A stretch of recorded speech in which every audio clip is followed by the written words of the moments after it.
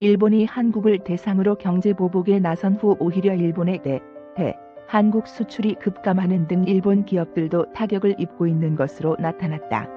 20일 정부에 따르면 지난 7월 1일 일본이 반도체 제조 등에 필요한 핵심 소재 등의 수출 규제를 발표한 뒤 일본으로부터 한국이 들여오는 반도체 장비 품목 수입량은 32.6%나 감소했다.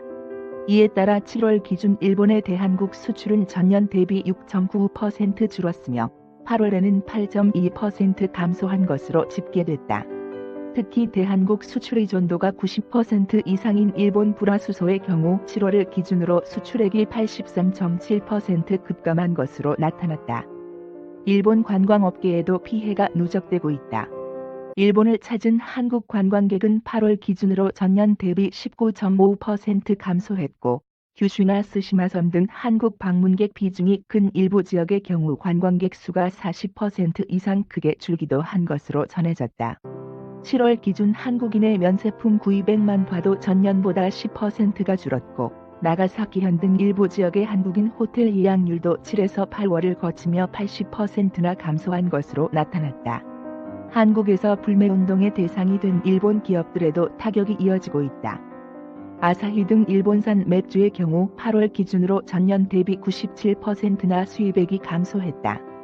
일본산 완성차 기업들의 한국 내 판매 규모 8월 기준을 살펴봐도 닛산은 87.4%, 혼다는 80.9% 등이 각각 줄었다.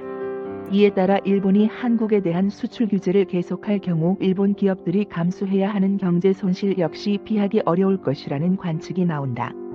또 한일 갈등이 깊어질 경우 삼성전자나 KT 등과의 협력을 통해 도쿄올림픽을 5g 올림픽으로 만들고자 했던 일본 정부의 구상에도 차질이 빚어지리라는 예측도 제기되고 있다.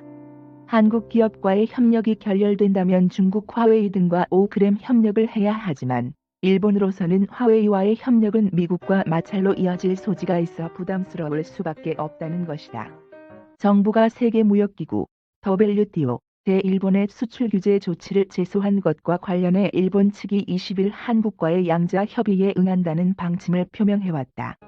산업통상자원부 당국자는 이날 무역 분쟁이 발생할 경우 우선 양자 협의를 하도록 돼 있는 WTO 규정에 따라 일본 정부가 한국의 협의 요청에 응한다는 방침을 알려왔다고 밝혔다.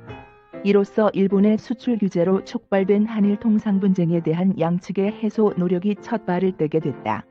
당사국 간 양자 협의는 WTO를 통한 분쟁 해결 절차의 첫 단계로 한국이 요청서를 발송한 11일 일본이 이를 확인하면서 WTO 제소 절차는 이미 시작된 상태다. 피소국인 양자협의 요청서를 수령한 날로부터 10일 이내 회신을 해야 하는데 일본은 기한 하루를 남겨놓고 9일 만에 수락 의사를 밝혔다.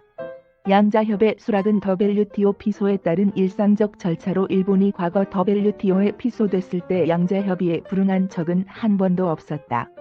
우리 정부는 일본이 한국에 대해 반도체 디스플레이 세계 핵심 소재의 수출 규제 조치를 취한 것이 부당하다며 스위스 제네바 현지 시간 11일 주제네바 일본 대표부와 WTO 사무국에 양자협의 요청서를 발송한 상태였다.